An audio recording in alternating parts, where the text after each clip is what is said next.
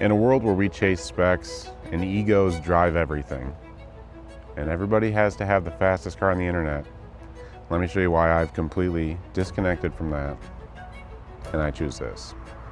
Let's go for a ride.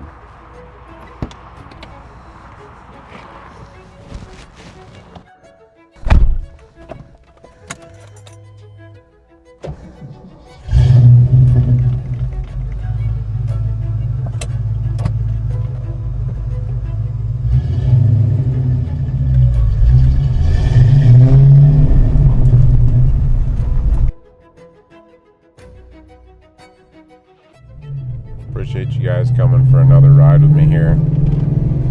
Hopefully the audio comes through okay. This car is a little louder than the last one, but nothing obnoxious. Just kind of period correct. So when we talk about performance cars, right, there's a lot of ego involved, and I'm a huge car guy. I've loved cars forever, since I was 5. These specific cars, Foxbody Mustangs, LX 5.0s, GTs, they've got a place in my heart. They always will. I've had a lot of them. They're very simple. They're fun to drive, but they're not competitive today with vehicles like the new Mustang GT. It's not competitive with its successor, of course, and a lot of new stuff, B58, BMWs, etc. All the cars you see online, clout chasing. Typically, the owners are clout chasing. This car has kind of been left behind from that. In its day, this was the bang for buck car. For context, let me take you back to the 90s. This was the car to buy if you wanted cheap performance. But those numbers are completely irrelevant today. It's not fast. It's not fast, but it's honest about it. People online, if you're in car groups, everybody's got to be the fastest. My philosophy is the car you should own should be the one that you enjoy driving when you're by yourself, in a setting just like this, when there's nobody around to race.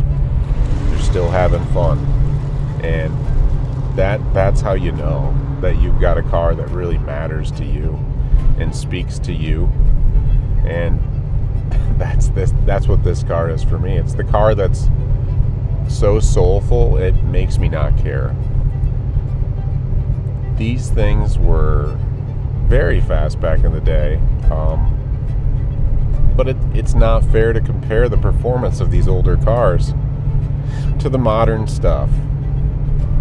They're not going to be as fast. Everything today has to be as technologically advanced, powerful, efficient as possible. That's not what this car is. It's a throwback to its own heritage. The best way I can put it is, imagine a retired athlete, right?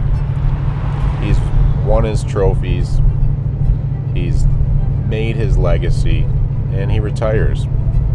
People are still going to compare new athletes, the newest picks against him, and eventually all of his records will be beaten.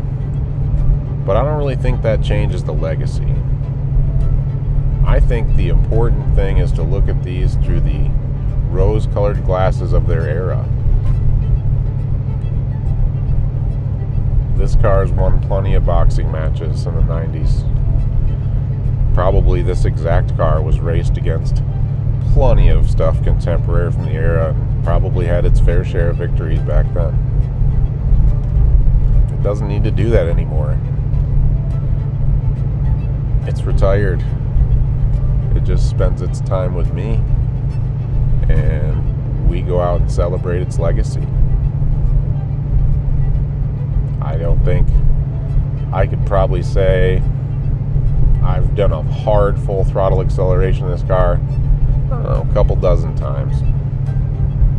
but it doesn't really need to prove anything. So I don't really see the point in going out and racing everybody. I think we're all hung up on the ego side. It's what drives performance cars today. It's what makes people trade in their 2022 model for a 2024 because it got 26 more horsepower, or it got a 10-speed automatic transmission instead of like an old 6-speed automatic or a 5-speed or a 4-speed. That's what sells cars. Technology marches on. But if you've got an older car like this, don't get hung up on the numbers. Don't buy into the idea that it's inferior because it's not as fast. It's simply not true. It's a retired great. It was once a juggernaut of the streets.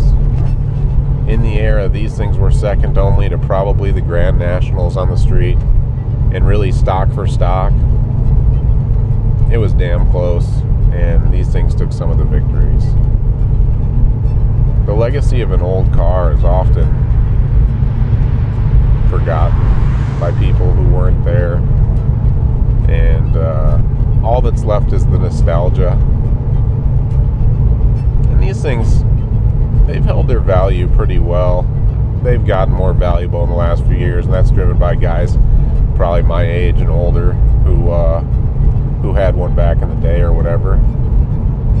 But I really can't go anywhere with this thing without being compared to something modern. Why would you want that? It's slow. Why would you buy that? These are so much faster. Well, this is done depreciating, plain and simple. It's never going to go out of style in my eyes. It's not about the numbers. Don't let people sell you on the idea that you need to trade your stuff in for something faster, something newer, something better. This thing doesn't have traction control. It doesn't have ABS. It doesn't even have a hydraulic clutch. It has a cable. It's fully mechanical. This one doesn't even have tilt steering. It doesn't even have tilt. It does have cruise control. It does have power windows. And it does have the original cassette deck, which sounds pretty good. It's a different driving experience than something like this. This car, like some of us,